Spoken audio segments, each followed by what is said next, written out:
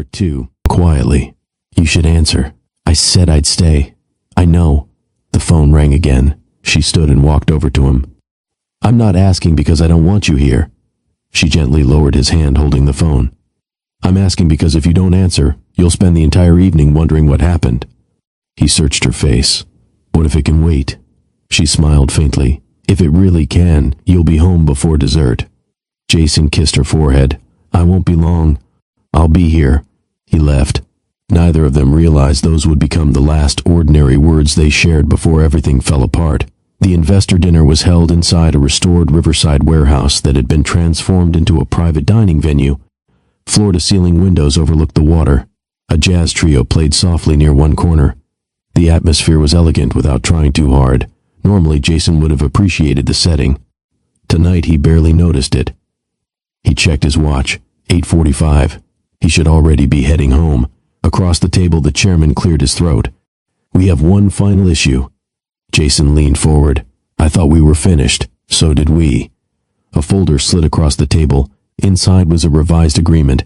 Jason read the first page. His expression hardened. You've changed the ownership structure. We had to. This gives outside investors far more control than we discussed. It protects everyone. It weakens the company. One of the investors folded his hands. It keeps the company alive. Jason pushed the folder back. I'm not signing this tonight. You may not have another opportunity. Then we'll negotiate tomorrow. Silence settled around the table. Finally, the chairman nodded. We'll continue in the morning. Jason stood immediately. I'm leaving. Outside, he pulled out his phone. No new messages from Blanche. Relief washed over him. He climbed into his car. Home. Halfway there, his phone vibrated again. His chief technology officer. Jason hesitated before answering. What happened? Our servers are under attack. His shoulders tensed. How bad? We've already lost access to 3 data centers. What about customer information? We're still checking. I'll be there in 10 minutes. He ended the call and stared through the windshield. For several seconds he said nothing. The driver glanced at him through the mirror. The office? Jason looked toward the road leading home, then toward the highway leading downtown. His jaw tightened. The office. By the time he arrived, the executive floor looked like an emergency command center. Engineers rushed between conference rooms. Large monitors displayed security alerts.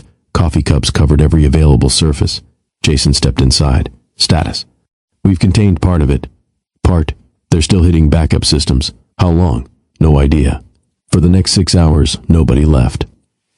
When the crisis finally ended shortly after 3 in the morning, Jason leaned back in his chair, completely drained.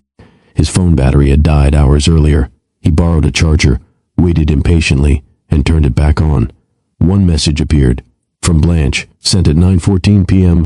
I waited as long as I could. We'll talk tomorrow. Good night. Jason exhaled slowly. Tomorrow. He still believed tomorrow would fix everything. The next evening, Blanche arrived home before he did. She didn't cook. She didn't turn on the television. Instead, she gathered several small items from around the apartment. A framed photograph from the bookstore. The ticket stub from the aviation museum. A seashell they had picked up during a weekend trip to the coast. One by one, she placed them inside a small wooden box. When Jason walked through the door, he found her closing the lid. What are you doing? She looked up calmly. Making room, he frowned. For what? For an honest conversation. He removed his coat. I know I let you down yesterday. It wasn't only yesterday. I had a company emergency. I know. You don't believe me. I do. She stood. That's what makes this so difficult. Jason moved closer. Then talk to me. I've been talking. She smiled sadly. You've just been too busy to hear me. The apartment fell quiet. Outside, traffic rolled steadily through the streets below. Inside, neither of them spoke for nearly a minute. Finally, Blanche broke the silence. I need you to answer one question. Anything. If everything in your life demanded your attention at the exact same moment. She looked directly into his eyes. Your company. She touched the wooden box resting on the table. Or us. Another long pause. Which one would you save first? Jason opened his mouth. No words came. Not because he didn't care. Because for the first time in his life, he honestly didn't know. Blanche saw the hesitation, and in that single heartbreaking moment, she realized his silence had answered the question for him. Jason reached for her hand. Blanche, She let him hold it for only a moment before gently pulling away. "You don't have to answer now," she said quietly. "The fact that you couldn't answer tells me everything I needed to know. It isn't that simple. Then help me understand." He took a slow breath. "My company isn't just a company anymore. I know. There are thousands of employees depending on me. I know. If I make one wrong decision, families could lose their jobs. I know." She never raised her voice, never interrupted him. She simply listened. When he finished, she nodded. "I've never asked you to stop caring about your employees. I know. I've only asked you to remember that someone is waiting for you at home too." Jason ran a hand through his hair. "I'm trying to protect everything, but you're losing something while you're protecting everything else." He looked away. The words landed harder than he wanted to admit. She stepped toward the bookshelf and picked up the wooden model airplane she had given him weeks earlier. "You finally put it on display. I told you I would." She smiled. "I was happy when I saw it." She gently brushed a finger across one wing. "Do you know why I bought this? Because I told you I loved airplanes as a kid. That's part of it." She looked up at him. "I bought it because whenever you talked about building model planes, your whole face changed." Jason frowned slightly. "You smiled. You laughed. You weren't talking about profits or market share. You were talking about something that simply made you happy." She carefully placed the airplane back on the shelf. "I kept hoping that man would come back." Jason's chest tightened. "He's still here, is he?" The question hung between them. "I don't recognize him anymore." He stepped closer. "You do. I want to." "No." Her voice cracked for the first time that evening. "I really want to."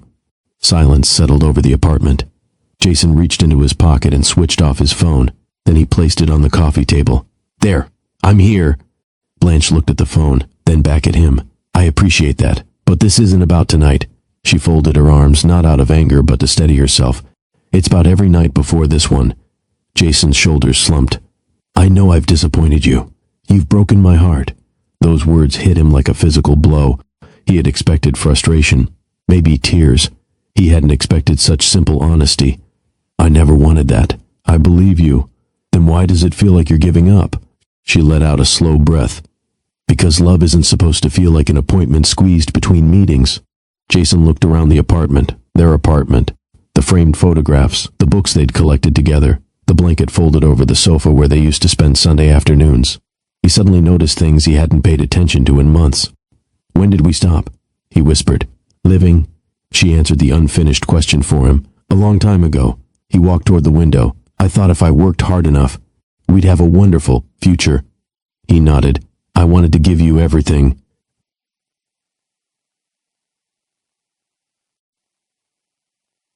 "Yeah, cared how much money you made. I never asked for luxury." She smiled through eyes beginning to fill with tears. "My favorite memory is still that little diner where we shared soup because the power went out." Jason felt his throat tighten. "I remember. You laughed. You told me about building airplanes. You forgot to check your phone." She shook her head gently. "I would have chosen 1,000 evenings like that over everything you've been trying to give me." Jason slowly lowered himself onto the sofa. For the first time in years, he had no solution, no strategy, no negotiation, only regret. "I don't know how to fix this." Blanche sat across from him. "I don't think you can fix it tonight." "Then tell me what to do." She looked at him for a long moment. "I need you to be honest." "I am." "No." She gently shook her head. "You're telling me what you think I want to hear. I'm telling you the truth. Then answer one question." He nodded. "If another emergency call comes in right now," she glanced toward the phone resting on the table, "would you leave?" Jason instinctively looked at it. Only for a second, but it was enough. Blanche closed her eyes. When she opened them again, there was no anger left, only acceptance. "I understand now." "Blanche." She stood before he could finish. "I've spent months asking you to choose us." She swallowed carefully. "I can't keep asking." Jason rose immediately. "Please don't do this. I'm not walking away because you work too much." She picked up her coat from the chair. "I'm walking away because somewhere along the way," she looked directly into his eyes, "you started believing that everything good in my life exists because of you." Jason's expression changed. "That's not what I believe." She waited. "Isn't it?" The question lingered in the room. Jason had slept only a few hours in days. The pressure from the board, the takeover attempt, the cyber attack, and months of exhaustion crashed together inside him. Reason gave way to frustration. His voice became sharper than he intended. You live in this apartment because of me. Blanche froze. You travel because of me. He took another step, anger pushing aside judgment. You've never had to worry about bills because of me. She stared at him in stunned silence. He didn't stop. You have this life because I built it. The words came faster now. I've sacrificed everything to give us this future. Blanche's eyes filled, but she refused to look away. Then Jason spoke the sentence that would echo through every year that followed. You're nothing without me. The apartment fell completely silent. His own words seemed to linger in the air. Blanche didn't argue. She didn't cry. She didn't shout. She simply looked at the man she loved, as though she no longer recognized him. Then, after a long, painful pause, Jason made the mistake even worse. You can't survive a single day without me. Not another word was spoken.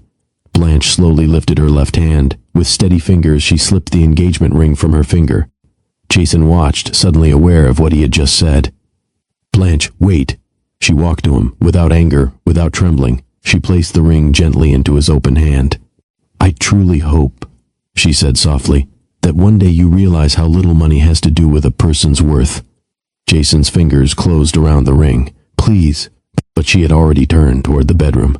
For the first time in his life, Jason Bogan had won every battle that mattered to the business, and in a single conversation, he had begun losing the only person who had ever loved him without asking for anything in return. Jason remained exactly where he was. The engagement ring rested in his palm, impossibly light, yet it felt heavier than anything he had ever held. He heard the bedroom door open. A suitcase rolled across the wooden floor. Only then did the anger drain away, leaving nothing but disbelief. He hurried down the hallway. Blanche. She was folding clothes with calm, deliberate movements, not rushing, not crying, just packing. What are you doing? What it looks like. You don't have to leave. She placed another sweater into the suitcase. I do. I didn't mean what I said. She paused. I believe you. Relief flickered across his face. But that doesn't change the fact that you said it. Jason stepped closer. I was angry. I know. I've had the worst few weeks of my life. I know. The pressure. She gently raised a hand. Please. He stopped talking. I've defended you for a long time. She zipped one side of the suitcase. I defended your long hours. She placed a pair of shoes inside. I defended the canceled dinners. She folded another blouse. I defended the missed birthdays. Another pause. I even defended the empty chair at my parents' anniversary. Her voice remained steady. But tonight, she finally looked at him. There was nothing left to defend. Jason felt every word settle heavily inside him. I'll change. I hope you do. I mean it. So do I. He frowned. You don't believe me. I believe you want to. She rested both hands on the suitcase. But wanting isn't the same as changing.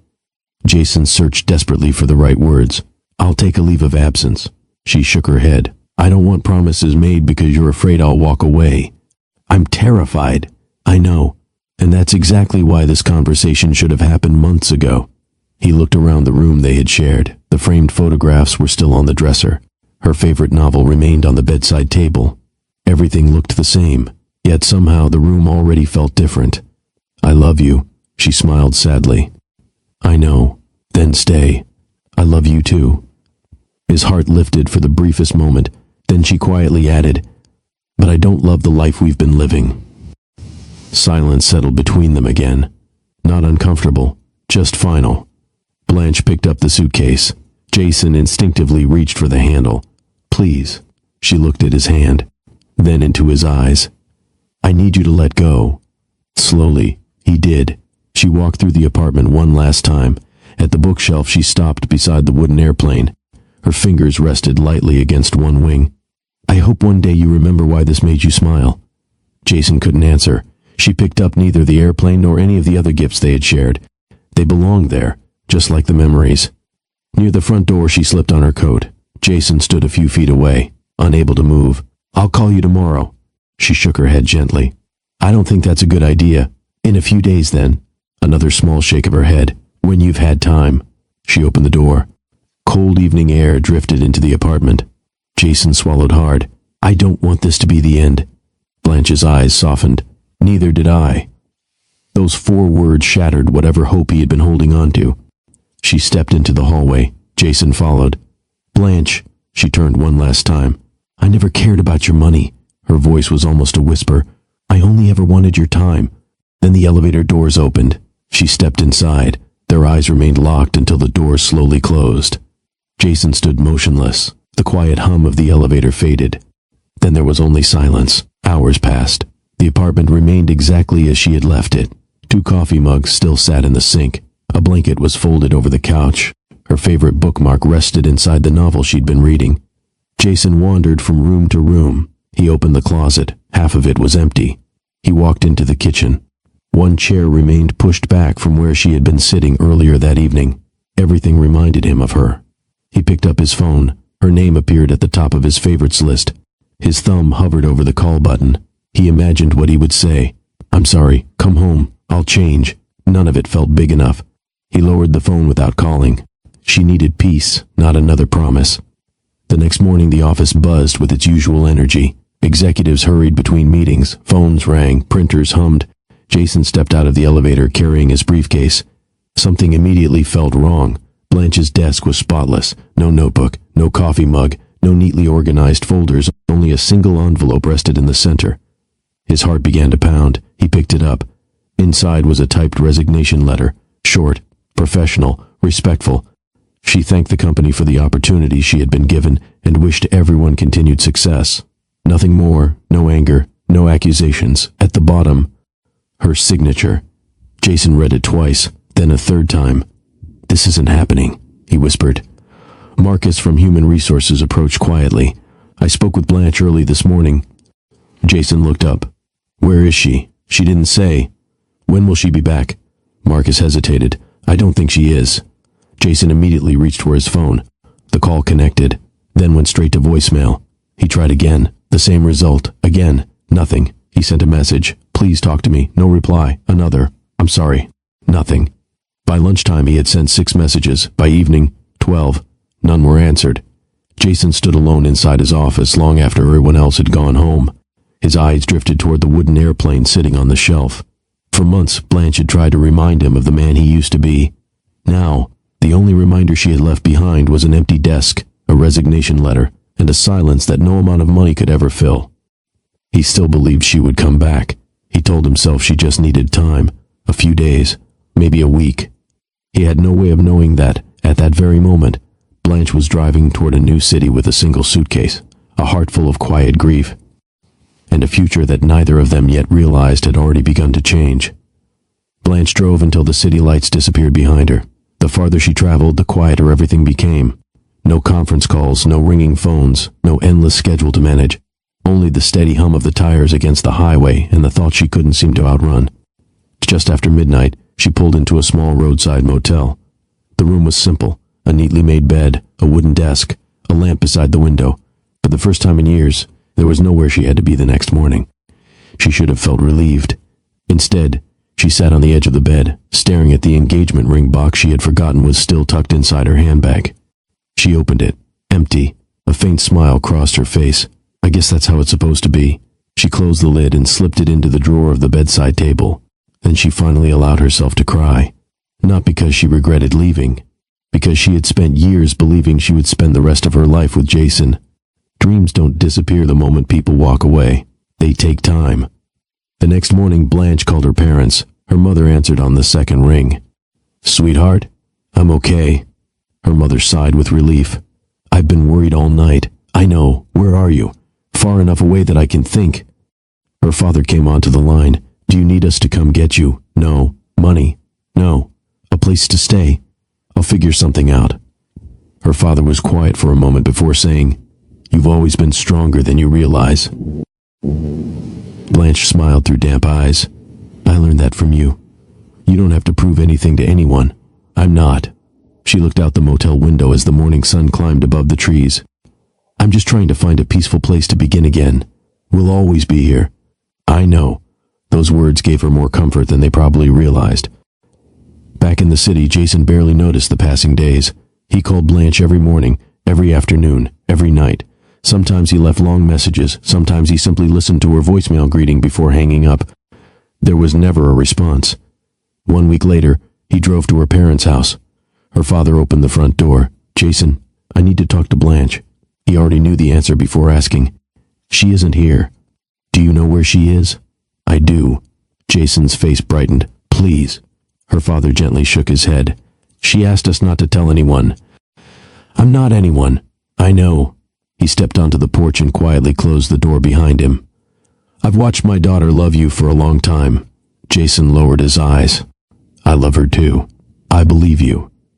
But love isn't only measured by how deeply we feel. He paused. It's measured by how safely the other person feels in our presence. Jason swallowed. I made a terrible mistake. You did. You did anything to fix it. Her father looked at him with compassion rather than anger. Then become the man you should have been while she was standing beside you. Jason looked up hopefully. And then, the older man sighed. Except that she may never come back. Those words stayed with Jason long after he drove away. 3 weeks after leaving, Blanche found a furnished apartment in a quiet neighborhood several hours from the city. It wasn't large. The kitchen was barely big enough for 2 people. The furniture had seen better days. But when she opened the windows each morning, birds gathered in the maple tree outside. Children rode bicycles along the sidewalk after school. Neighbors greeted one another by name. It felt peaceful. She accepted a temporary administrative position with a local nonprofit while deciding what to do next. The salary was modest. The hours were reasonable. For the first time in years, she left work before sunset. One afternoon, as she organized donation records, a sudden wave of dizziness swept over her. She gripped the edge of her desk until it passed. You all right? Her supervisor asked. I think I skipped breakfast. You've said that twice this week. Blanche laughed lightly. I'll grab something on the way home. Instead, the dizziness returned the following morning, then again 2 days later. Finally, one of her co-workers folded her arms. You're going to a doctor. It's probably stress. Maybe, she smiled, but let's stop guessing. The waiting room was quiet. Blanche completed the paperwork, answered a few routine questions, and waited for her name to be called. An hour later, the physician entered the examination room carrying a chart and a warm smile. Miss Crooks? Yes, I've reviewed your test results. He sat down across from her. Before I say anything. His smile widened. Congratulations. Blanche blinked. I'm sorry? You're expecting. The words seemed to float through the room without settling. She stared at him. He waited patiently. You didn't know? Slowly, she shook her head. No. He explained how far along the pregnancy appeared to be, outlined the next appointments, and spoke about nutrition and prenatal care. Blanche heard the words. She simply couldn't process them. Pregnant. She walked out of the clinic holding a small envelope of information she hadn't expected to receive. She sat inside her car without starting the engine. Her hand rested gently against her stomach. 1,000 emotions arrived at once. Surprise, fear, wonder, grief, hope. Tears slipped down her cheeks, not because she felt alone, because in the middle of losing one future, life had quietly placed another in her hands. She whispered into the stillness. Well, a trembling smile appeared. I guess it's you and me now. She had no idea that you wasn't singular, and hundreds of miles away, Jason remained completely unaware that the family he believed he had lost forever was only just beginning. Blanche spent the next several days moving through life in a quiet daze. She went to work. She smiled when people greeted her. She finished every task on time. Yet every spare moment, her thoughts returned to the tiny life growing inside her. One evening she stopped at a grocery store on the way home. Without thinking, she reached for her usual coffee. Her hand paused halfway. A small laugh escaped her lips. I guess we're changing a few habits. She placed the coffee back on the shelf and picked up herbal tea instead. It was the first of many small decisions that no one else would notice, but to her they meant everything. A week later she returned to the clinic for another appointment. The ultrasound room was dimly lit with soft instrumental music playing in the background. The technician smiled warmly. First ultrasound? Blanche nodded. I'm a little nervous. That's perfectly normal. She settled onto the examination table while the technician adjusted the monitor. Let's see how your little one is doing. The room became quiet. The technician studied the screen for several seconds. Then she leaned forward. Blanche immediately sat up a little. Is everything okay? Oh, everything looks wonderful. She smiled even wider. I just wasn't expecting this. Blanche's heartbeat quickened. Expecting what? The technician turned the monitor toward her. There's your first baby. Blanche smiled through gathering tears. Before she could say anything, the technician pointed again. And here's your second. Blanche blinked. My, the technician laughed gently. And, she moved the wand slightly. Here's your third. For several seconds, Blanche simply stared. She laughed, then cried, then laughed again. Three healthy little heartbeats. The physician entered a few moments later and confirmed the news. Triplets. He smiled at her expression. I know it's a surprise. I thought I was preparing for one baby. You've been promoted. Blanche covered her face with both hands before lowering them again. I don't even know what to say. You don't have to say anything today. He handed her several pamphlets. We'll help you through every step. She looked once more at the tiny images on the monitor. 3 little lives, 3 tiny miracles. The fear she had carried into the appointment didn't disappear, but something stronger quietly took its place.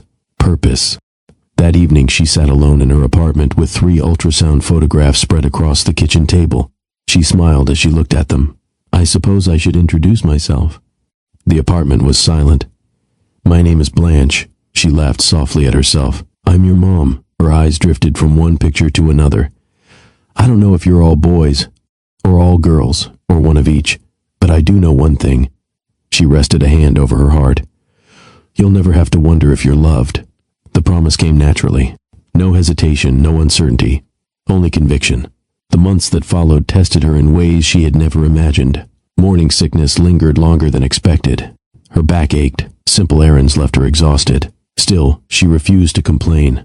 Her co-workers quickly noticed she was expecting, though no one guessed she was carrying 3 babies until much later. One afternoon, her supervisor knocked gently on her office door. I've been meaning to ask. Blanche looked up from her desk. Yes? Have you thought about slowing down? She smiled. I've tried. And? My babies apparently have different plans. They both laughed. You know your position will be here whenever you're ready to come back. Thank you. No. Her supervisor shook her head. Thank you. Blanche looked puzzled. For what? For making this place calmer every single day. Those words reminded her of another office, another life. She quietly pushed the memory aside. There would be time for remembering later. Right now, she had 3 tiny futures depending on her. As her pregnancy progressed, expenses grew quickly. 3 cribs, 3 car seats, 3 of almost everything. One evening, Blanche sat at her small dining table surrounded by notebooks and receipts. She added the numbers twice, then a third time. No matter how carefully she planned, the budget barely balanced. She leaned back with a tired sigh. I think we're going to have to become very creative. The next morning, she began looking for freelance work she could do from home. She organized community events on weekends. She helped local businesses coordinate grand openings. She planned birthday celebrations, baby showers, charity dinners. Word spread quickly. People appreciated how dependable she was. More importantly, she treated every client, whether their budget was large or small, with the same care. One satisfied customer recommended another, then another. Without realizing it, Blanche had planted the first seeds of what would eventually become her own event planning business. Late one rainy afternoon, she received an unexpected delivery. A large cardboard box sat outside her apartment door. There was no return address. Inside were baby blankets, tiny clothes, diapers, bottles, and children's books. Everything was brand new. At the bottom rested a handwritten card. Every child deserves a warm beginning, wishing you strength and happier days ahead. No signature. Blanche looked at the note for a long time. She never discovered who had sent it. Perhaps it had been someone from work, perhaps a neighbor, perhaps someone whose kindness needed no recognition. She carefully folded the card and placed it inside her kitchen drawer. Years later, she would still keep it. Not because of the gifts, because it reminded her that even during life's hardest seasons, good people often appeared when they were needed most. Across the state, Jason sat alone in his penthouse overlooking the city skyline. His calendar remained as crowded as ever. The company continued growing. New awards lined the shelves of his office, yet every evening he found himself looking toward the empty chair across his dining table. He still carried Blanche's engagement ring in the top drawer of his desk. He couldn't bring himself to put it away. He couldn't bring himself to throw it out. Some nights he opened the drawer just to look at it, as if staring at that small circle of gold long enough might somehow rewind time. He still had no idea that the woman he loved was preparing to welcome not 1, but 3 children into the world. And with every passing day, the distance between them grew not only in miles, but in memories he didn't even know he was missing. The first time Blanche felt all three babies move at once, she was standing in the kitchen trying to decide what to make for dinner. She laughed so suddenly that she had to steady herself against the counter. "All right," she said, resting both hands over her stomach. "One at a time." Another tiny kick answered her. "So that's how it's going to be?" A third followed. She smiled.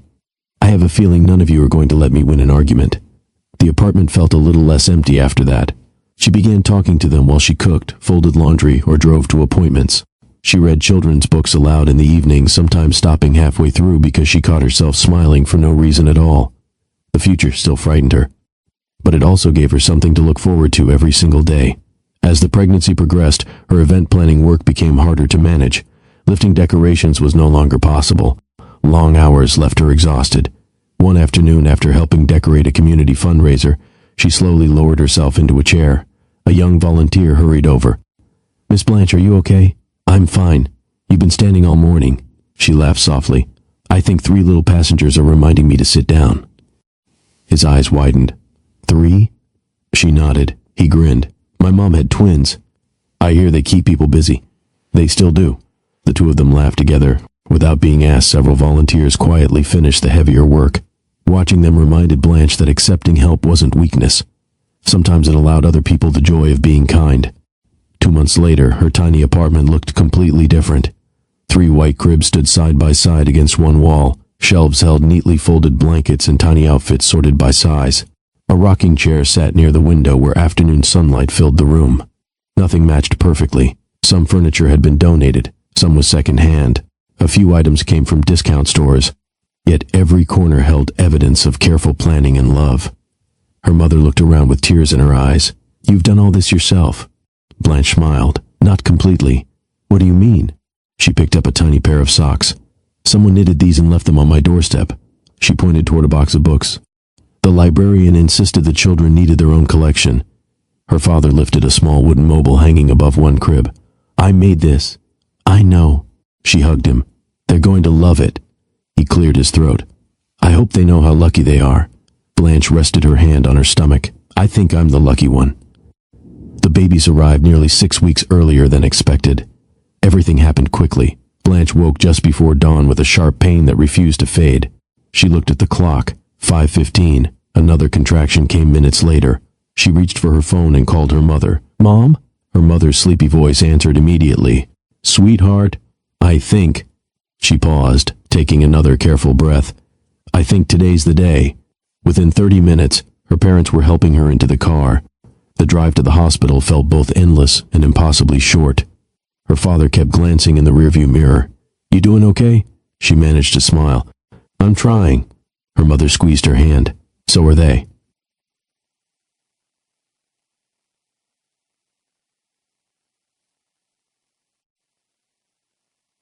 Listened carefully as one nurse explained each step. "We're ready." She nodded. "So am I." The next several hours became a blur of encouragement, determination, and overwhelming emotion. Then, a tiny cry filled the room. One nurse smiled broadly. "It's a boy." Tears rolled down Blanche's face.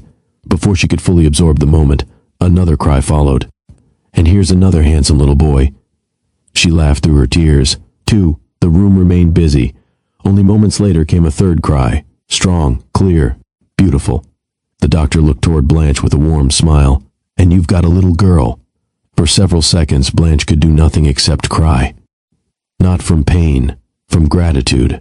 One by one, each baby was wrapped in a soft blanket before being placed gently into her arms. 3 tiny faces, 3 tiny noses, 3 tiny hands reaching instinctively toward the warmth of their mother's embrace. "They're perfect," she whispered. Her mother wiped tears from her own cheeks. "They certainly are." Her father stood nearby, completely speechless. Finally, he laughed. "I don't know how one house is going to contain this much energy." Everyone in the room laughed with him. Later that evening, after the babies had been examined and the room had grown quiet, Blanche looked at them sleeping peacefully beside her bed. She had already chosen their names. The first little boy became James, calm, observant, always opening his eyes whenever someone spoke. The second became Benjamin, curious from the very beginning, constantly stretching tiny fingers toward anything nearby. Her daughter became Sophie, the smallest of the 3, yet somehow the loudest whenever she wanted attention. Blanche smiled. Welcome to the world. She looked from one crib to the next. James, then another. Benjamin. Finally, she leaned over her daughter. And Sophie. The names felt exactly right. She reached for the birth certificates resting on the bedside table. When the nurse returned a few minutes later, Blanche handed them back. The nurse glanced down as she reviewed the forms, then looked up. They all have the same last name. Blanche nodded. Yes, Bogan. A quiet smile crossed her face. It's their father's name. The nurse said nothing else. She simply squeezed Blanche's shoulder before leaving the room. After the door closed, Blanche looked toward her sleeping children once more. I don't know what tomorrow looks like. She spoke softly, careful not to wake them. I don't know how many mistakes I'll make. She gently touched each tiny hand. But I promise you something. Her voice trembled. You will never spend a single day wondering whether you're enough. Outside the hospital window, dawn slowly painted the sky with soft shades of gold. Miles away, Jason was preparing for another early board meeting. He adjusted his tie, gathered his briefing papers, and walked into another room filled with executives discussing profits, acquisitions, and quarterly targets. At that exact moment, without knowing it, he had become the father of 3 beautiful children, and while the board congratulated him on another record-breaking year, the greatest blessing of his life entered the world without him.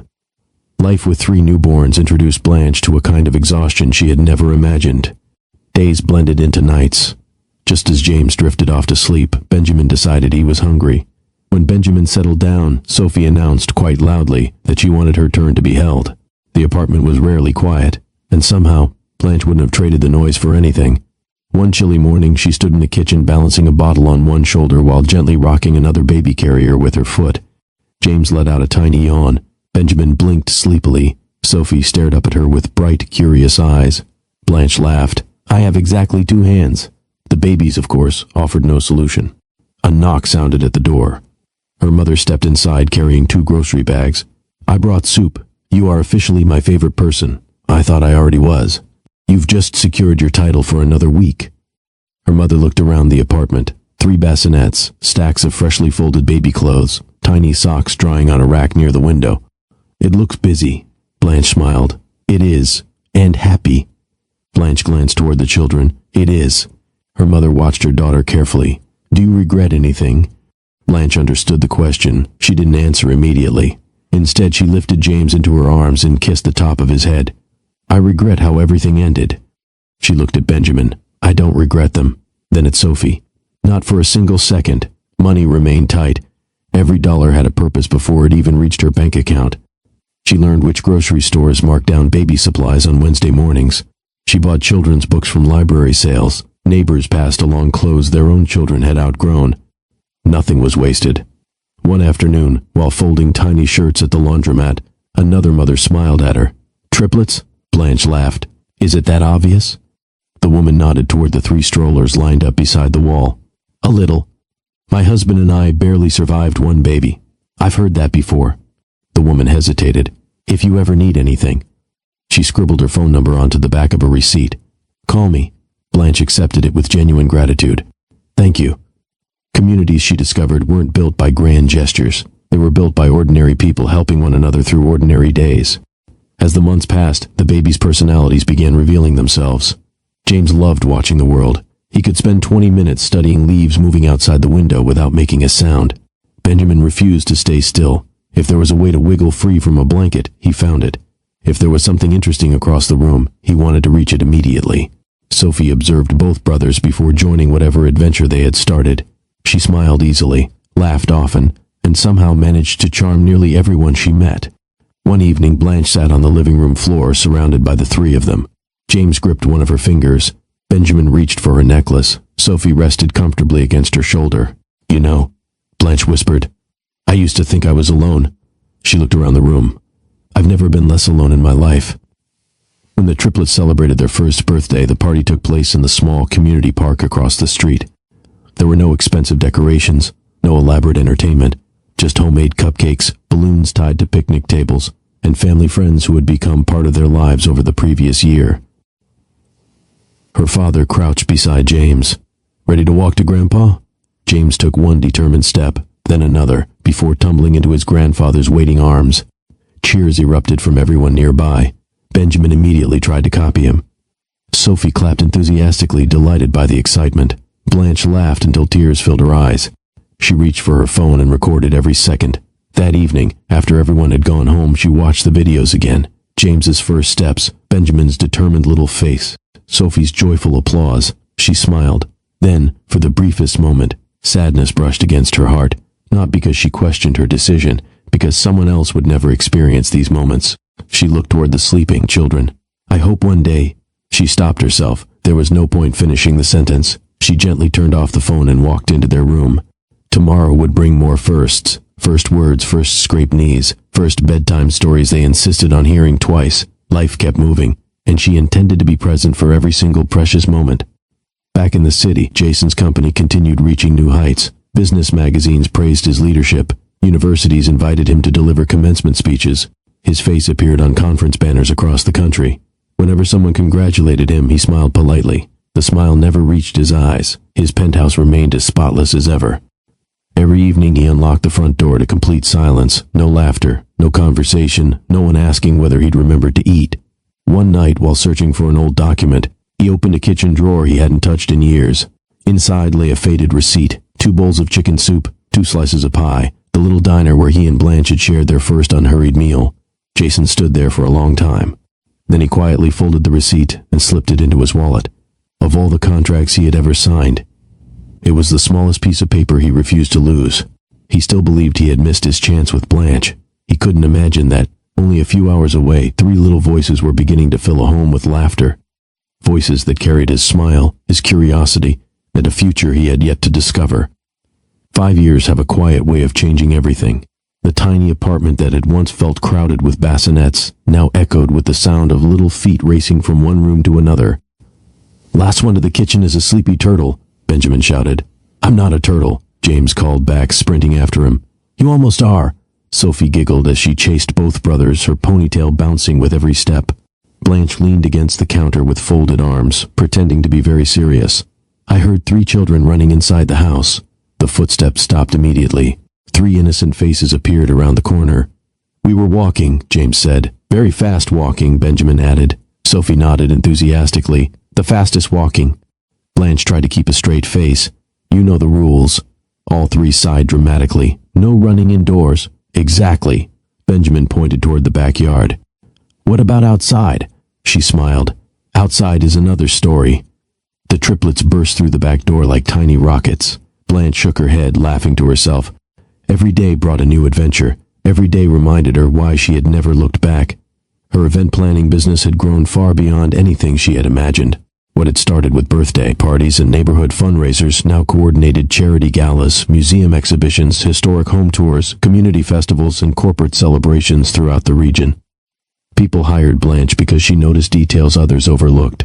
She remembered guests' dietary needs without being reminded. She learned clients' preferences before they had to repeat them. Most importantly, she treated every event as though it were the most important day in someone's life. Her calendar stayed full, but unlike her previous life, she decided when enough was enough. If James had a school presentation, she blocked the afternoon. If Benjamin had baseball practice, she rearranged meetings. If Sophie wanted her mother to read one more chapter before bed, the laptop stayed closed. Success no longer controlled her schedule. It served the life she had built. One Friday afternoon, the triplets burst through the front door after kindergarten. "Mom," Blanche looked up from her desk. "In here." James held up a sheet of paper. "We have family day next month." Benjamin climbed onto the chair beside her. "Everybody gets visitors." Sophie spread her drawing across the desk. "My teacher says we can bring parents." Blanche studied the flyer. Each child would introduce a family member to the class. She smiled. "That sounds wonderful." James looked around thoughtfully. "Can Grandpa come too?" "If he'd like to." Benjamin grinned. "He tells funny stories." "He certainly does." Sophie climbed into Blanche's lap. "What about our dad?" The room became very still. It wasn't the first time the question had been asked, but it came a little differently now. Less curiosity, more understanding. Blanche gently tucked a loose curl behind Sophie's ear. "Your father doesn't know you yet." James frowned. "Why not?" "He and I stopped seeing each other before you were born." Benjamin tilted his head. "Is he mean?" Blanche answered without hesitation. "No, he made a very painful mistake." Sophie looked down at the drawing in her hands. "Does he know we're here?" Blanche's smile faded ever so slightly. No. The children exchanged quiet glances. James reached for her hand. Does he love us? A lump formed in Blanche's throat. She chose her words carefully. I believe, she squeezed his little fingers. If he knew you, he would. The children accepted the answer with the uncomplicated trust only young hearts possess. A second later, Benjamin jumped down from the chair. I'm still asking Grandpa to come. The serious moment disappeared as quickly as it had arrived. Within seconds, the three of them were arguing over whose turn it was to feed the neighbor's friendly golden retriever through the backyard fence. Blanche watched them with mixed emotions. They deserved answers. One day they would receive them. Today wasn't that day. Several hundred miles away, Jason stood before another audience. Ladies and gentlemen, the host announced, please welcome Jason Bogan. The ballroom erupted into applause. Jason walked onto the stage with practiced confidence. He spoke about leadership, innovation, determination. The audience listened attentively. When the speech ended, dozens of people lined up to shake his hand. You inspire me. Congratulations on another incredible year. Your company is amazing. Jason thanked each person politely. Then he stepped into a quiet hallway while his assistant caught up with him. Excellent speech. Thank you. You've got dinner with the governor tomorrow. Jason nodded. There's also an invitation to a children's literacy fundraiser this weekend. He barely looked up. Can someone else represent the company? They requested you personally. Jason sighed. Why? The event celebrates businesses that support community education. His assistant handed him the information packet. The organizers hope you'll speak for a few minutes. Jason glanced at the brochure. A photograph of smiling children filled the front cover. For reasons he couldn't explain, he didn't hand it back. When is it? Saturday afternoon. He slipped the brochure into his briefcase. I'll go. Saturday arrived bright and warm. The city park buzzed with families enjoying games, music, book tents, and local food vendors. Children darted between activity stations with painted faces and balloons tied around their wrists. Jason stepped from his car, straightened his jacket, and thanked the volunteer who greeted him. Mr. Bogan, we're honored you could join us. My pleasure. He was escorted toward the main pavilion where organizers discussed the afternoon program. Halfway there, a burst of laughter drifted across the lawn. It wasn't especially loud. It wasn't unusual. Yet something about it made him stop walking. His eyes followed the sound almost without thinking. Near an old fountain, 3 children chased one another through the grass while a woman stood nearby holding cups of lemonade. The little girls spun happily in circles. One boy lifted a toy airplane above his head, making engine noises. Another tried unsuccessfully to catch him. Jason smiled without realizing it. Then the woman turned. The smile vanished from his face. His heart skipped. 5 years disappeared in a single heartbeat. Blanche. The name escaped as little more than a whisper. She looked different. Not because time had changed her, because peace had. The sadness he remembered had been replaced by quiet confidence. She laughed as the children crowded around her, each talking over the others. Jason couldn't hear the words. He didn't need to. He stood completely still, unable to look away, completely unaware that the ordinary afternoon he had almost declined would become the moment that changed his life forever. Jason remained where he was, barely aware that the event coordinator was still speaking beside him. Mr. Bogan, the opening remarks begin in 15 minutes. He didn't answer. His attention stayed fixed on the woman across the park. Blanche bent down to wipe a smear of ice cream from Sophie's cheek. There, she said with a smile. Much better. I wasn't messy, Sophie protested. No? Blanche held up the napkin. Then who put all this chocolate here? Sophie gasped dramatically. It wasn't me. James pointed at his sister. It was definitely you. Benjamin laughed so hard he nearly dropped his toy airplane. It attacked her. The 4 of them burst into laughter together. Jason couldn't remember the last time he had seen Blanche laugh like that. Not politely, not out of courtesy, genuinely, freely. The sound reached him across the lawn, and for a brief moment he was transported back to the little diner where she had laughed over a bowl of soup after the power outage. He had almost forgotten that version of her. Now he realized she hadn't disappeared. She had simply found a life where she could be herself again. Mr. Bogan? His assistant gently touched his arm. You all right? Jason blinked. Yes. You look like you've seen a ghost. He gave a faint smile. Someone I used to know. His assistant followed his gaze but couldn't tell who had caught Jason's attention. Should we head to the pavilion? In a minute. Across the park, Benjamin tugged at Blanche's sleeve. Mom? Yes? Can we go see the airplane? He pointed excitedly toward a vintage aircraft displayed near the museum exhibit. It's so big, James immediately joined in. Please? And after that, Sophie added, I want another lemonade.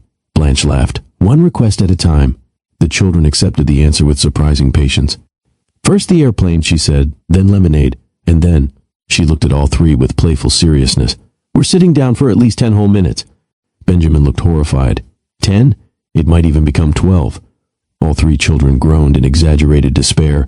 Jason found himself smiling. The conversation felt so ordinary, so natural, he couldn't stop watching.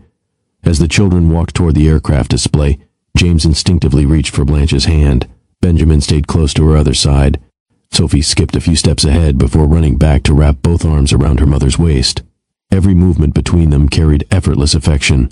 It wasn't performed. It wasn't forced. It was simply the rhythm of a family. Something inside Jason tightened. He had spent years building companies, standing in boardrooms, winning negotiations, yet the scene unfolding in front of him felt more valuable than every business victory he had ever celebrated. The master of ceremonies announced that the afternoon program would begin shortly. Families slowly gathered near the main stage. Blanche led the children toward the seating area. Jason instinctively moved in the same direction, not to interrupt, not even to speak. He simply couldn't seem to walk away. A volunteer carrying a stack of children's books accidentally stumbled on the edge of the walkway. Several books scattered across the grass. Without hesitation, Blanche knelt to help. So sorry, the young volunteer said. No harm done. James immediately began collecting books. Benjamin chased one that had rolled beneath a bench. Sophie carefully brushed dirt from another before handing it back. There you go. The volunteer smiled. Thank you. Blanche looked proudly at the children. What do we say? You're welcome. All three answered together. Jason watched the exchange in silence. No one had instructed the children to help. They had simply followed their mother's example. He remembered how Blanche used to carry boxes for delivery drivers, how she knew the names of the cleaning staff, how she made nervous interns feel welcome. Nothing about her had changed. She was still quietly teaching kindness. Only now, three little people were learning it every single day. The afternoon program concluded with applause. Families began wandering through the park once more. Jason remained standing beneath a large oak tree, uncertain whether he should leave or finally speak to Blanche. 5 years of unanswered messages, 5 years of replaying one terrible sentence, 5 years of wondering whether he would ever see her again. His feet felt unusually heavy. He had negotiated billion-dollar contracts with less hesitation than he felt at that moment. Then fate made the decision for him. Benjamin's toy airplane slipped from his hands during another enthusiastic takeoff. The little wooden plane bounced twice across the walkway before stopping near Jason's polished shoes. Benjamin hurried over. I'm sorry, mister. Jason bent down and picked it up. The airplane was well loved. Small scratches covered one wing. One wheel had been glued back into place. He smiled. You fly this a lot? Benjamin nodded proudly. It goes everywhere with me. Jason handed it back. It's a good airplane. My grandpa fixed it. Benjamin hugged it against his chest. He says nothing good should be thrown away if it can still fly.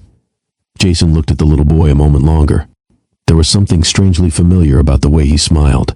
Before he could understand why, another small voice called out, Benjamin! Blanche had noticed where her son had wandered. She walked toward them, her expression calm until she recognized the man standing beside her child. She stopped. For a heartbeat, neither of them spoke. 5 years disappeared into silence. Benjamin looked from one adult to the other. Mom? Blanche gently placed a hand on his shoulder. It's okay. Jason managed to find his voice. Hello, Blanche. She met his eyes steadily. Hello, Jason. There was no anger in her voice, no bitterness, only the quiet composure of someone who had spent years building a life she refused to let anything disturb.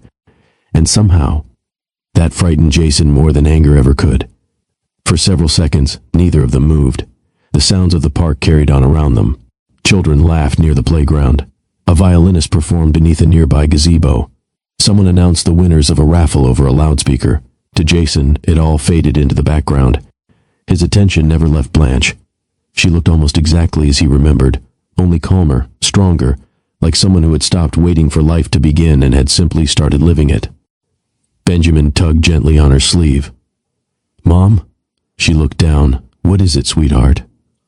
Who's this? Blanche glanced back at Jason. This is... She paused just long enough to choose her words. An old friend. Benjamin smiled politely. Hi. Jason managed a smile of his own. Hi, buddy. James and Sophie hurried over. "Ben," James called, "you're missing the bubble machine." Sophie noticed Jason standing beside their mother. She offered the bright, fearless smile only a 5-year-old could give a stranger. "Hello." Jason felt something catch in his throat. "Hello." Blanche rested a hand lightly on Sophie's shoulder. "This is my daughter, Sophie." Then she nodded toward the boys. "And these are James and Benjamin." Jason repeated the names silently. James, Benjamin, Sophie. He wasn't sure why those names settled so deeply inside him. Perhaps because saying them somehow made the children feel real instead of distant figures he'd happened to notice across the park. James stepped forward first. "I'm 5. Benjamin immediately protested. "We're all 5. I know." "So why did you only tell him about you?" James shrugged. "I was first." Sophie rolled her eyes dramatically. "Boys are silly." Jason laughed before he realized he was doing it. The children laughed with him. For one brief moment it felt strangely easy. Then James looked up at Jason with open curiosity. "Do you have kids?" The question landed unexpectedly. Jason hesitated. "No, at least, not that he knew of."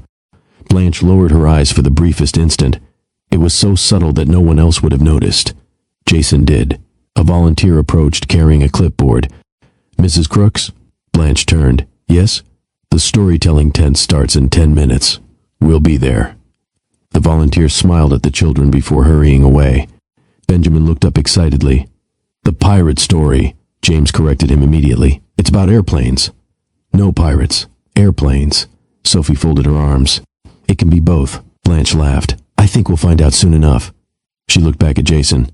"It was good to see you." He nodded slowly. "You too." She started to guide the children away.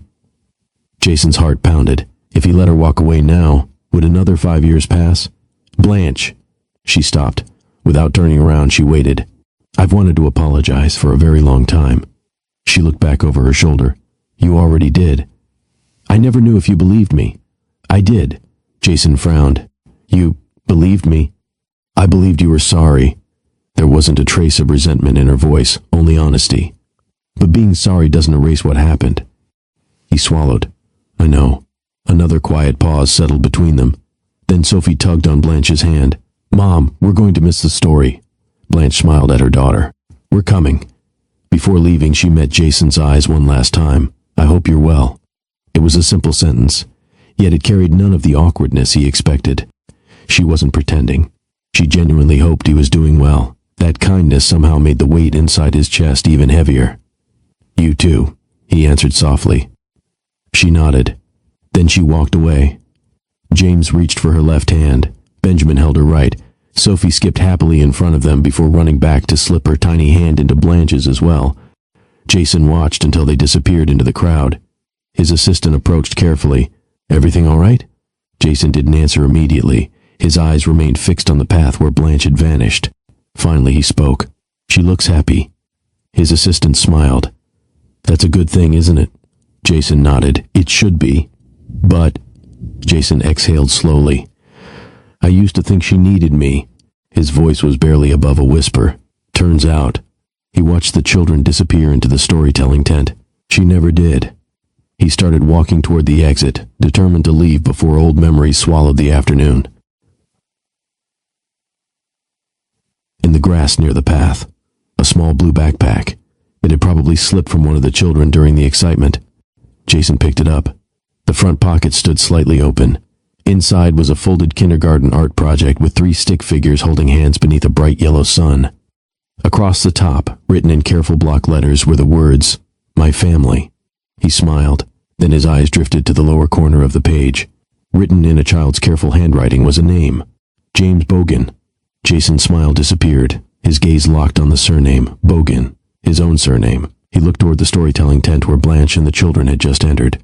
His pulse began to race. One child sharing his last name could have been coincidence, but then he remembered the introductions, James, Benjamin, Sophie, and the unmistakable familiarity he'd noticed the moment he first saw them.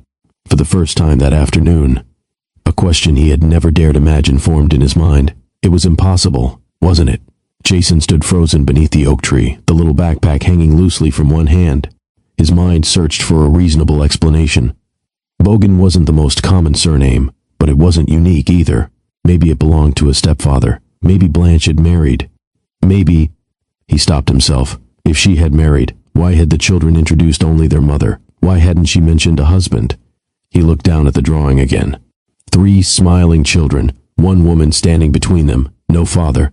His heartbeat grew louder. A volunteer hurried past carrying a box of books. "Excuse me," Jason called. The young man stopped. "Yes, sir. I think someone left this." He held up the backpack. "Oh." The volunteer looked toward the storytelling tent. "That's probably one of Miss Blanche's little ones." "Miss Blanche?" He nodded. "She's been helping us organize this event for months." Jason glanced toward the tent. "So she works with you? Whenever we have community programs?" The volunteer smiled. "The kids love her. I can see that. Those 3 are wonderful." Jason forced a smile. "They certainly seem to be." The volunteer hurried away before Jason could ask another question. He looked back at the backpack. His hands had started to tremble. He wasn't afraid of the answer. He was afraid of hoping. Inside the storytelling tent, nearly 50 children sat cross-legged on colorful rugs while a retired pilot animatedly read a book about a young girl who dreamed of designing airplanes. James raised his hand almost immediately. "My mom says airplanes can connect families." The storyteller smiled. "Your mom sounds like a wise lady," Benjamin whispered loudly enough for everyone nearby to hear. "My brother asks questions all the time." "I do not. You do too." Sophie leaned toward them. "Shh." Then she giggled, because she had whispered louder than either of them. Blanche shook her head, smiling. She loved watching them discover the world, every question, every laugh, every impossible dream. They reminded her daily that life could begin again even after heartbreak. Outside, Jason still hadn't moved. He knew he should return the backpack. He also knew he couldn't simply walk into the children's program uninvited. He waited. 10 minutes, then 15. When the storytelling session finally ended, children spilled onto the lawn carrying coloring pages and balloons. James stopped suddenly. "My backpack." Benjamin looked around. "You left it." "I know." Blanche turned. "Where did you have it last?" James searched his memory. "By the airplane." "I'll help you look." Before they had taken 3 steps, Jason approached slowly. "I think this belongs to someone." James's face brightened. "My backpack." He hurried forward before stopping halfway to glance at his mother for permission. Blanche gave a small nod. James accepted the backpack with both hands. "Thank you." Jason smiled. "You've got some important artwork in there." James laughed proudly. "I made that. I noticed." Blanche stepped closer. "Thank you for bringing it back." "It was no trouble." An awkward silence followed. The children sensed it without understanding why. Benjamin looked up at Jason. "Do you like airplanes too?" Jason blinked. "I do. My grandpa says I ask too many questions about them." "You can never ask too many questions." Benjamin grinned. "I knew it." James unzipped the backpack. "I've got books too." Before Blanche could stop him, he eagerly pulled out several library books. One slid onto the grass. Jason bent to pick it up at the same time James reached for it. Their hands brushed. Jason noticed a tiny crescent-shaped birthmark near the base of James's thumb. His breath caught. He had the same mark, in the same place. He'd had it since birth. His mother used to joke that it looked like a tiny moon. Jason stared a second too long. James tilted his head. "Mister?" Jason looked up. "I'm sorry." He handed the book back. "Thank you." James tucked it safely into his backpack. Blanche had noticed Jason's expression. She knew exactly what had caught his attention. A knot formed in her stomach. She had hoped this day would pass quietly. Instead, she could almost see the questions beginning to form behind his eyes. A voice called from across the lawn. "Mom!" Sophie waved excitedly. "The butterfly tent!" Blanche smiled. "We're coming." She looked back at Jason. "We should go." He nodded. Then, before he could lose his courage, he asked quietly, "Blanche." She waited.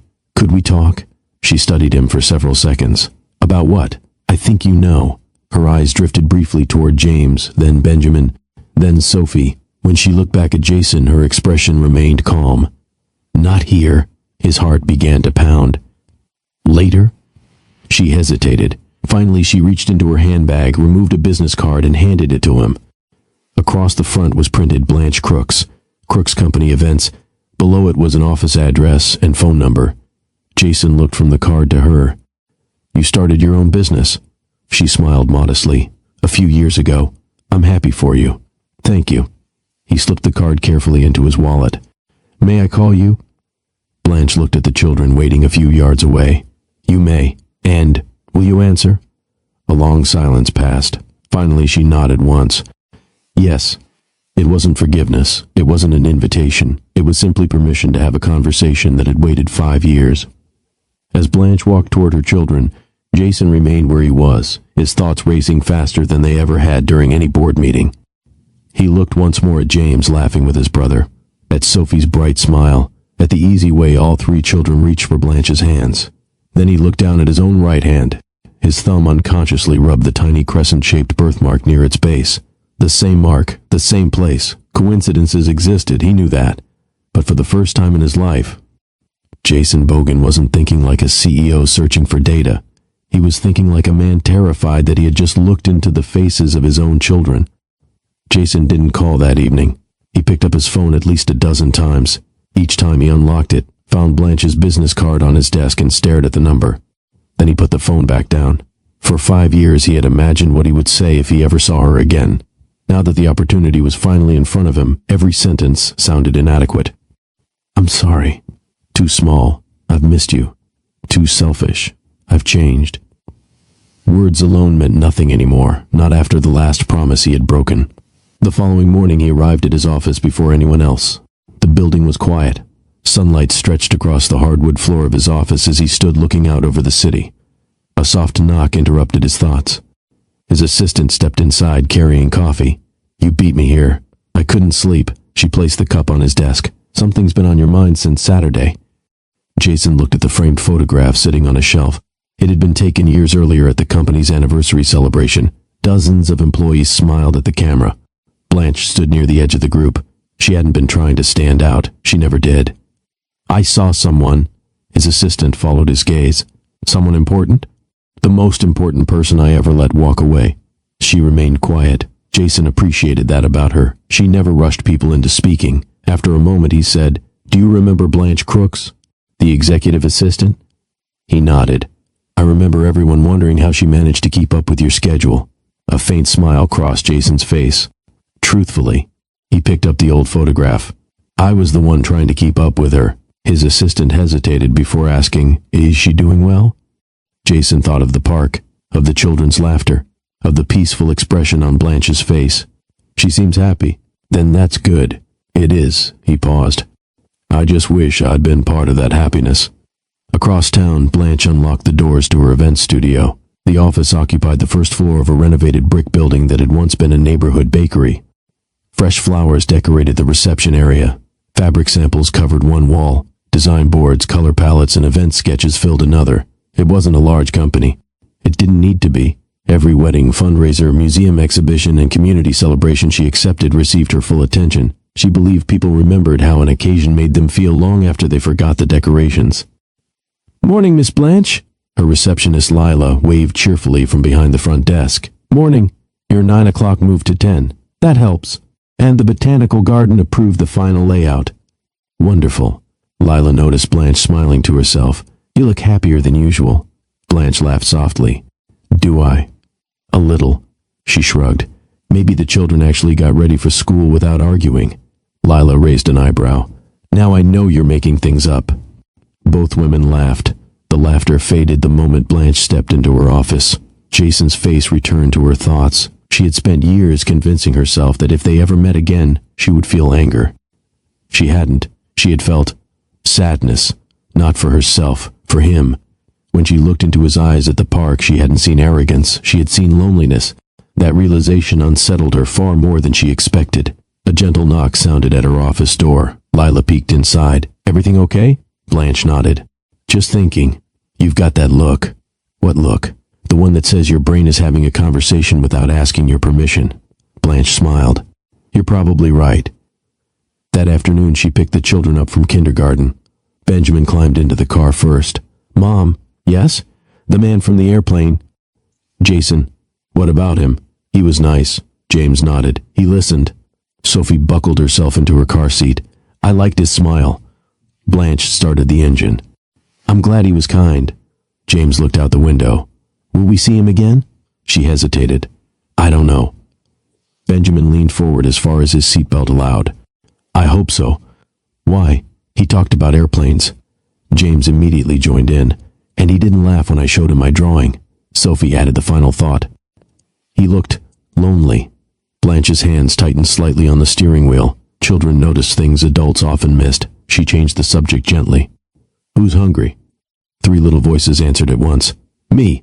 The conversation shifted immediately to grilled cheese sandwiches and tomato soup, but Blanche's mind stayed behind in the park. Late that evening, after the triplets were asleep, Blanche sat alone on the back porch, wrapped in a light sweater. The neighborhood had grown quiet. Crickets chirped beyond the fence. A porch light glowed softly across the street. Her phone rested on the small table beside her. She knew Jason would eventually call. Part of her wondered whether she should answer. Another part already knew she would. Not because she wanted to revisit the past, because too many unanswered questions had remained between them for too many years. Inside the house, James stirred in his sleep. She smiled and quietly went to check on the children. 3 peaceful faces, 3 steady little breaths. She gently tucked Sophie's blanket around her shoulders before kissing each child goodnight once more. My whole world, she whispered. As she quietly closed the bedroom door, her phone began to ring. She didn't need to look at the screen. Somehow, she already knew who it was. Blanche stood in the hallway for a moment, listening to the phone ring. Once, twice, 3 times. She walked into the kitchen before answering, careful not to wake the children. Hello. For a second there was only silence. Then Jason spoke. Thank you for picking up. His voice sounded different, quieter, older. I said I would. I wasn't sure you'd still want to. I wasn't sure either. Another silence settled between them, not uncomfortable, just unfamiliar. Jason took a slow breath. How have you been? Blanche smiled faintly. You saw me. I did. You already know the answer. I suppose I do. I've been well. I'm glad. She could hear him exhale softly, as though those 2 words mattered more than he expected. And you? He looked around his penthouse while standing beside the living room window. The city stretched endlessly below. It's been busy. Blanche couldn't help smiling. Some things never change. No. He looked at the engagement ring resting inside the drawer he still hadn't emptied. They don't. Neither of them seemed eager to mention the real reason for the call. Jason finally broke the silence. I've thought about you every day. Blanche closed her eyes briefly. I know. You know. You sent a lot of messages. I wasn't sure if you ever read them. I read the first few, and the rest I couldn't. Why? Because every time I opened one. She looked toward the hallway leading to the children's bedrooms. I found myself remembering the life I thought we were going to have. Jason leaned against the window. I deserved that. It wasn't about punishment. I know. I needed room to heal. He nodded even though she couldn't see him. I understand. He finally did. 5 years earlier he would have argued. Now he simply listened. Jason looked down at Blanche's business card lying on the table beside him. I saw your company online. You searched for it? I did. I wasn't hiding. I know. I just... He hesitated. I wanted to see what you'd built. She smiled to herself. It took a while. It looked successful. I'm proud of it. You should be. She appreciated that he didn't ask how much money the company made. Years ago he probably would have. Now, he sounded genuinely interested in her happiness. That small difference didn't erase the past, but she noticed it. Jason gathered his courage. Blanche. Yes? Can I ask you something? You can. The children. The room grew very quiet. Blanche rested one hand on the kitchen counter. What about them? They're wonderful. A smile touched her face. They certainly keep life interesting. I imagine they do. He hesitated again. They seem... He searched carefully for words that wouldn't sound like an accusation. Very loved. They are. I'm happy for them. She believed he meant it. Another long pause followed. Jason realized he couldn't bring himself to ask the question. Not over the phone. Not like this. Instead, he asked something else. Would you meet me? Blanche didn't answer immediately. Just to talk. I don't expect anything. I don't expect forgiveness. I simply... His voice became quieter. Don't want another 5 years to pass without finishing the conversation we never really had. Blanche walked to the kitchen window. Outside, the swing in the backyard moved gently in the evening breeze. She thought about the frightened woman who had left his apartment with one suitcase. She thought about the life she'd built afterward. Most of all, she thought about the 3 children sleeping peacefully upstairs. If we meet, she spoke carefully. It won't be to relive our relationship. I understand. It won't be because I'm reconsidering my life. I understand. It will only be because some conversations deserve an ending. Jason closed his eyes. I'll take that. She gave a small nod. All right. When? I have a client meeting Thursday morning. She checked her calendar. Thursday afternoon. Where would you feel comfortable? Blanche considered the question. Not his office, not her office. Neither belonged to the conversation they needed to have. Finally, she said, There's a botanical garden near my studio. I know it. It has a small cafe overlooking the lake. I'll be there, 3 o'clock. I won't be late. A faint smile crossed Blanche's face. I believe you. The words surprised both of them. Years ago, she wouldn't have been able to say that. Years ago, he wouldn't have deserved to hear it. After ending the call, Jason remained standing in the dark living room. For the first time in years, he felt something he hadn't allowed himself to feel. Hope. Not hope that Blanche would come back. Hope that he might finally become honest enough to face the consequences of the man he used to be. Across town, Blanche quietly returned upstairs. She paused outside the children's room before opening the door. Moonlight spilled gently across the floor. James had somehow kicked his blanket onto Benjamin's bed. Benjamin slept curled around his favorite toy airplane. Sophie hugged a stuffed rabbit almost as big as she was. Blanche smiled. She gently covered James again, straightened Benjamin's blanket, and tucked Sophie's rabbit beneath her arm. As she turned toward the door, James spoke without opening his eyes. Mom, I'm here. I love you. Her heart melted. I love you too, sweetheart. He smiled in his sleep and drifted off again. Blanche quietly closed the door. Thursday's meeting would reopen a chapter she had long ago accepted was finished. She wasn't afraid of seeing Jason. She was only afraid of what the truth might finally require both of them to face. Because for the first time, there would be no more running from the past. Thursday arrived with clear skies and a gentle breeze that stirred the leaves around the botanical garden. Jason arrived 20 minutes early, not because he wanted to impress Blanche, because he couldn't bear the thought of making her wait again. He chose a quiet table overlooking the lake and ordered nothing more than a glass of water. Every few minutes, he caught himself looking toward the entrance. At exactly 3 o'clock, Blanche appeared. She wore a simple cream-colored blouse, dark blue slacks, and carried a leather portfolio tucked beneath one arm. She looked composed, confident, and completely at ease. Jason stood as she approached. Thank you for coming. She offered a polite smile. I said I would. After they sat down, neither of them spoke for a few moments. The silence wasn't hostile. It was the silence of two people carrying years of unfinished conversations. Finally, Jason broke it. I've rehearsed this meeting in my head more times than I can count. Blanche looked at him quietly. And what did you decide to say? He took a slow breath. I'm sorry. She didn't interrupt. I've spent 5 years wishing I could take back one sentence. He lowered his eyes. No, not one sentence. 100 decisions that led to it. Blanche folded her hands on the table. I'm listening. I blamed pressure. I blamed work. I blamed responsibility. He shook his head. But none of those things made me say what I said. They only revealed the person I had become. His voice grew softer. When I told you that you were nothing without me. He paused. I wasn't speaking to you. I was speaking from my own fear. Blanche remained silent. Jason continued. I grew up believing that losing money meant losing everything. So I spent years making success the center of my life. I convinced myself I was protecting our future. He looked into her eyes. The truth is, I stopped protecting us. For the first time, Blanche responded. Thank you for saying that. Jason frowned slightly. You've waited 5 years to hear it? No. She smiled gently. I stopped waiting a long time ago. He nodded. I deserved that. She looked across the peaceful lake before speaking again. Jason, I never left because you worked hard. He listened carefully. I left because I realized respect had disappeared from our relationship. She met his eyes. When you told me I couldn't survive without you. It wasn't the money that hurt. It was realizing you truly believed my worth depended on what you could provide. Jason closed his eyes briefly. I know. I loved you, she continued calmly. But I couldn't build a family on a foundation where one person believed they were more valuable than the other. I had to leave, not to punish you, to protect myself. Jason nodded slowly. I understand now. She gave him a sad smile. I'm glad. Another quiet pause followed. Then Jason asked the question that had haunted him ever since the charity event.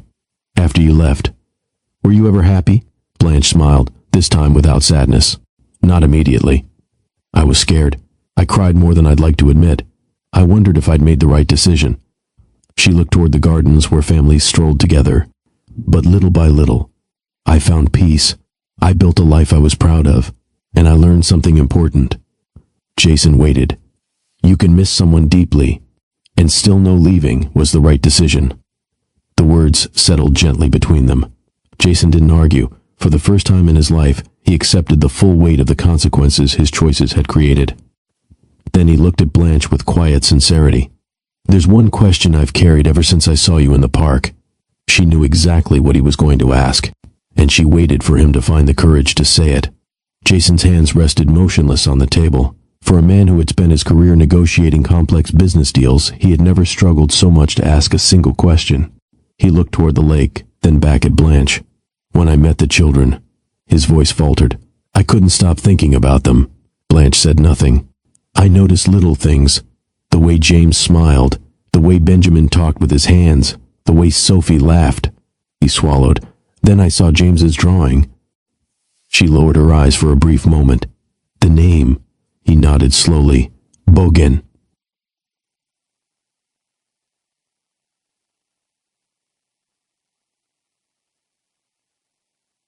A long sense to Blanche. His eyes searched hers. Are James, Benjamin, and Sophie my children? The breeze stirred the branches overhead. Somewhere nearby, birds chirped softly. Blanche didn't answer immediately. She had imagined this moment countless times over the years. Sometimes she thought she would cry. Sometimes she imagined feeling angry. Instead, she simply felt tired, not physically, emotionally. 5 years of carrying a truth alone had a weight few people would ever understand. She met Jason's eyes. Yes. One word, quiet, gentle, certain. Jason didn't move. He didn't blink. It was as though the entire world had stopped turning. Finally, he let out a slow, unsteady breath. All three? Blanche gave a small nod. All three. He leaned back in his chair, staring into the distance. His lips parted, but no words came. For several moments he simply sat there trying to absorb a reality that had changed everything. He stopped again. His eyes filled. I have children. Blanche watched silently. I have 3 children. She nodded once. You do. Jason covered his face with both hands. A lifetime of discipline couldn't hold back the emotion any longer. When he looked up again, tears were running freely down his cheeks. I wasn't there. His voice broke. I missed their birth. Blanche remained quiet. I missed the day they opened their eyes for the first time. I missed their first birthdays, their first Christmas, their first words. He laughed once through his tears. I don't even know what their first words were. Blanche's own eyes became misty. James said, plain. A faint smile appeared despite Jason's grief. Of course he did. Benjamin's first word was ball. Jason smiled again, though it trembled. And Sophie? Blanche couldn't help smiling. Book. Jason closed his eyes. I should have known. He pictured the children exactly as he had seen them in the park. James clutching his toy airplane, Benjamin bursting with energy, Sophie smiling with a book tucked beneath her arm.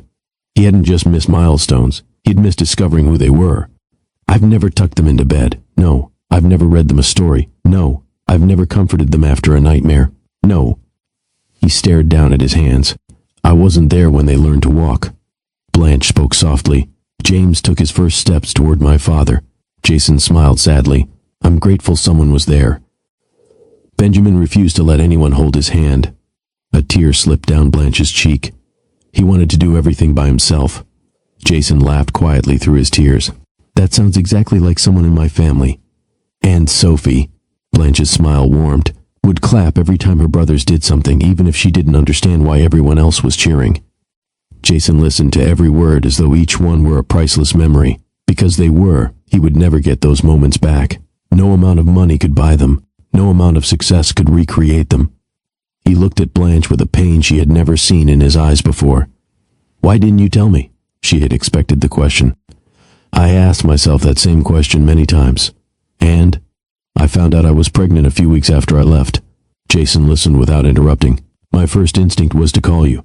She looked down at her hands. I even picked up the phone. What stopped you? She met his eyes. I remembered the last thing you said to me.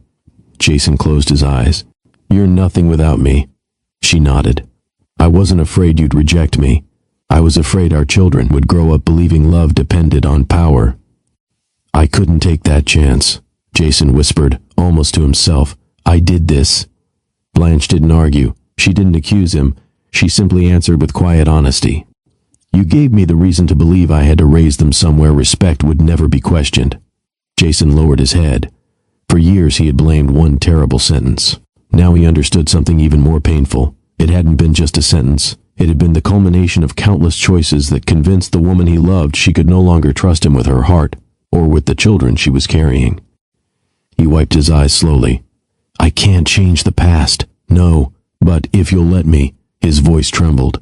I'd like the chance to know them. Blanche studied him for a long moment. Then she answered with the same calm honesty that had always defined her. That decision isn't mine alone anymore. Jason looked up. It belongs to 3 little people.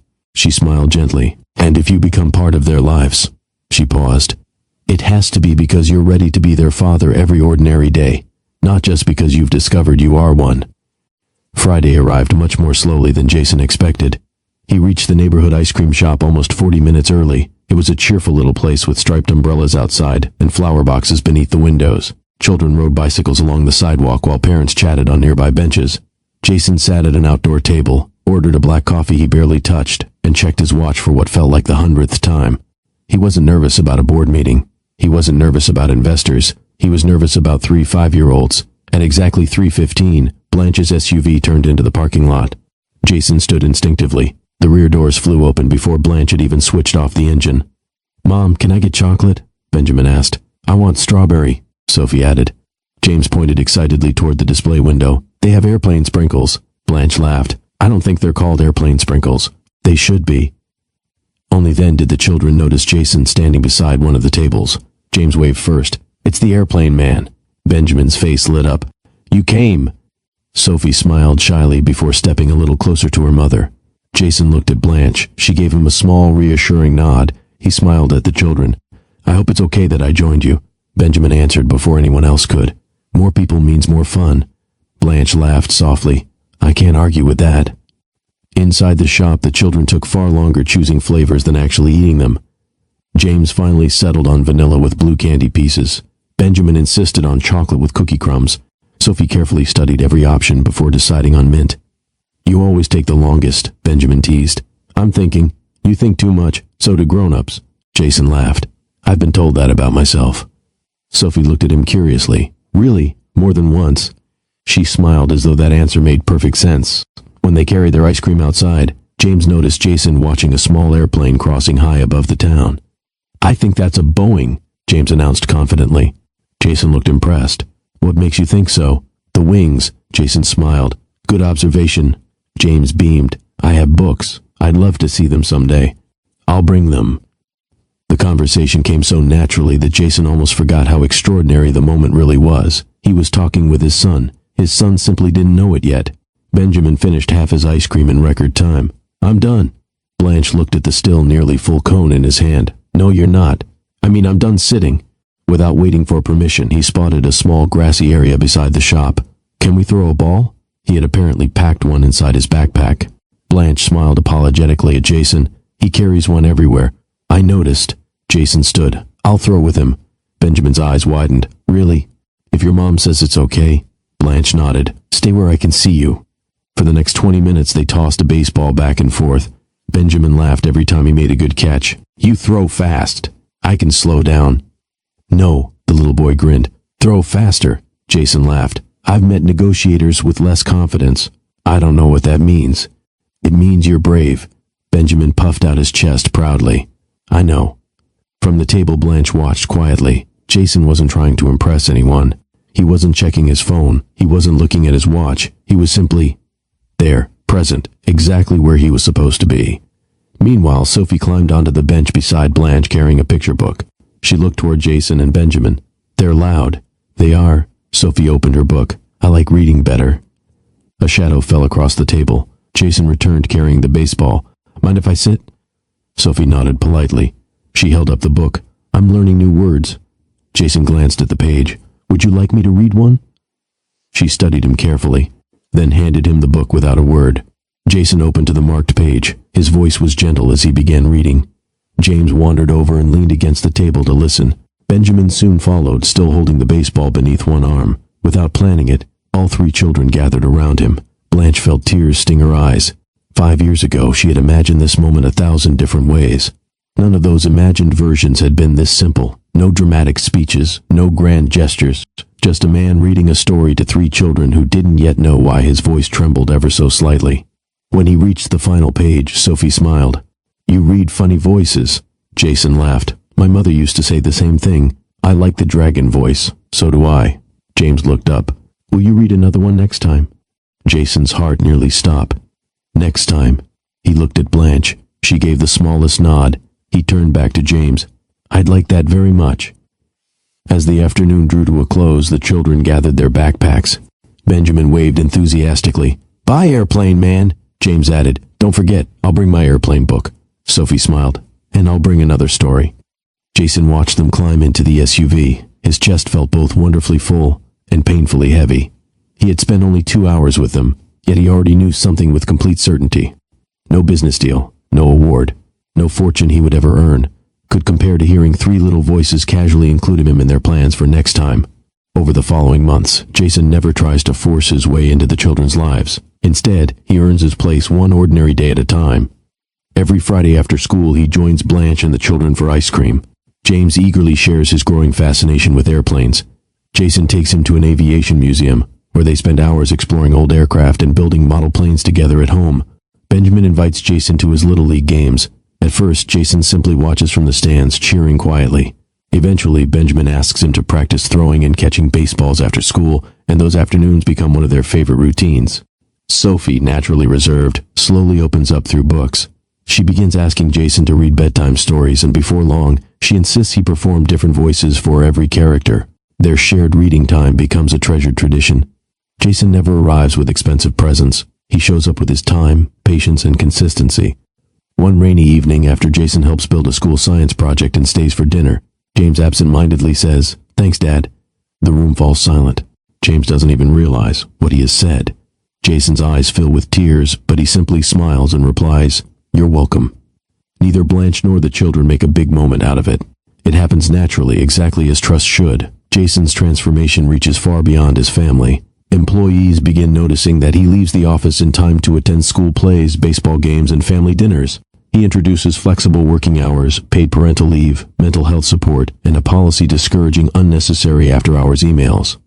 Managers are encouraged to respect employees' personal lives. The atmosphere inside the company changes. People no longer fear disappointing Jason. Instead, they respect him because he has learned to value people as much as results.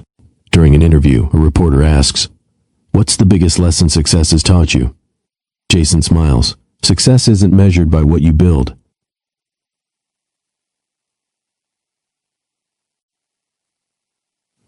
Back into a relationship.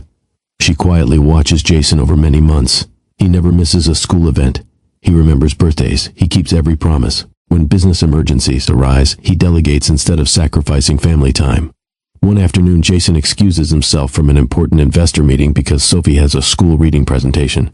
An executive asks, "Can't someone else attend?" Jason smiles. "They already have." He leaves anyway. Watching him choose his children without hesitation tells Blanche more than any apology ever could. She finally realizes he hasn't simply changed his words. He has changed his priorities. Nearly a year after Jason first met the children, he asks Blanche to meet him once more at the same botanical garden where they first discussed the past. He doesn't bring flowers. He doesn't bring jewelry. He doesn't ask her to marry him. He simply thanks her for raising them with kindness, for protecting them, for becoming the parent I should have been.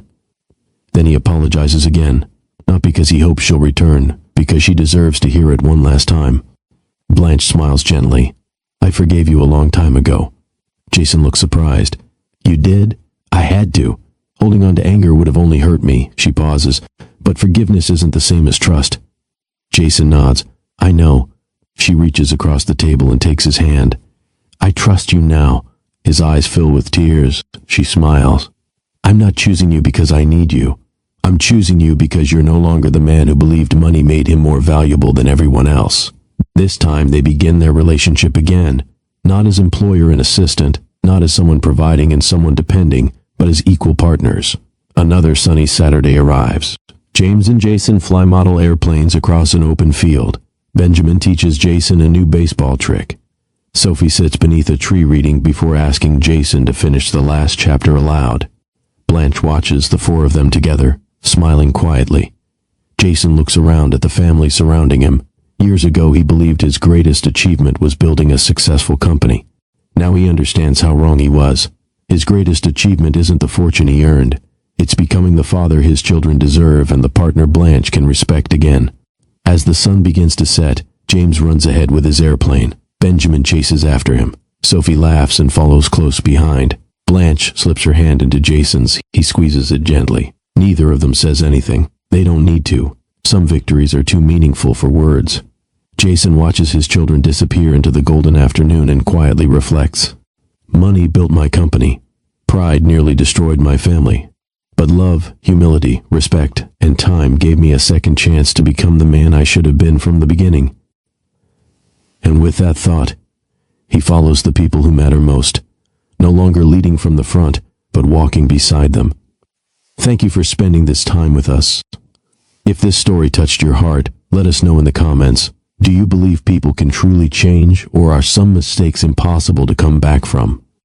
If you enjoyed this story, please like the video and subscribe for more heartfelt stories filled with unforgettable characters, meaningful lessons, and endings that stay with you long after the final scene. Until next time, take care of the people you love, and never wait too long to tell them what they mean to you.